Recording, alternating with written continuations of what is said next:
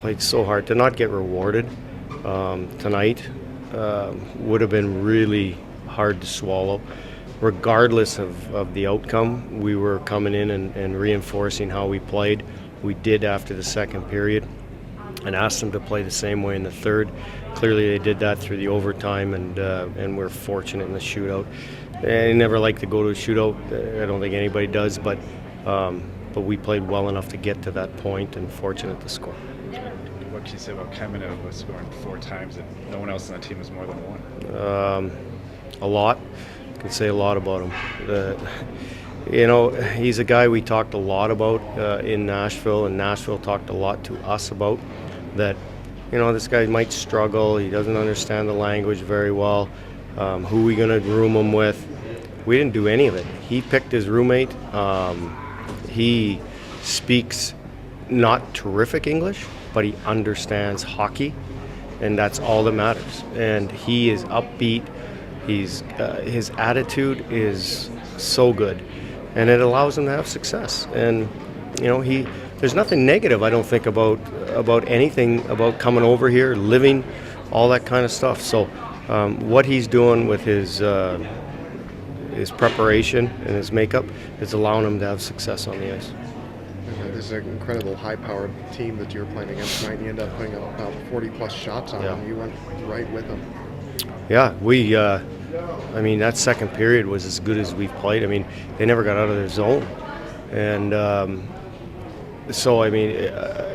again, we just have to continue to reinforce that and not get complacent with it, clearly, because, we've seen the other end of it here early in the year.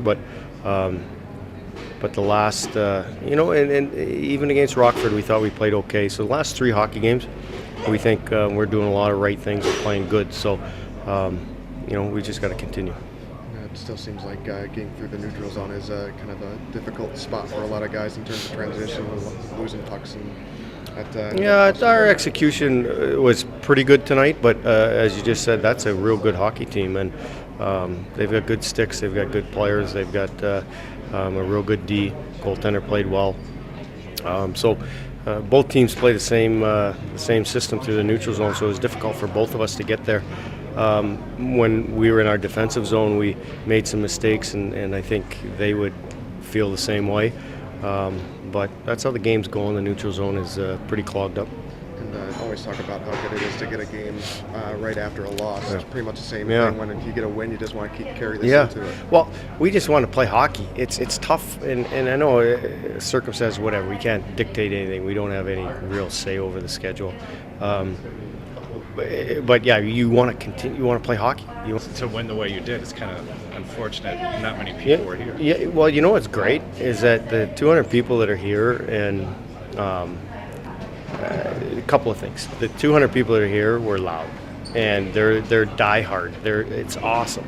You hear the cowbells, you hear the excitement, and you look up in the stands. There's nobody there, but you still feel it. Like you look down, you can hear that there's excitement in the crowd, which is awesome. For our guys, we don't care where we play. That's what we're trying to tell them. You can play shinny. You can play in front of a crowd of 18,000 when we have a concert. You can play in the NHL.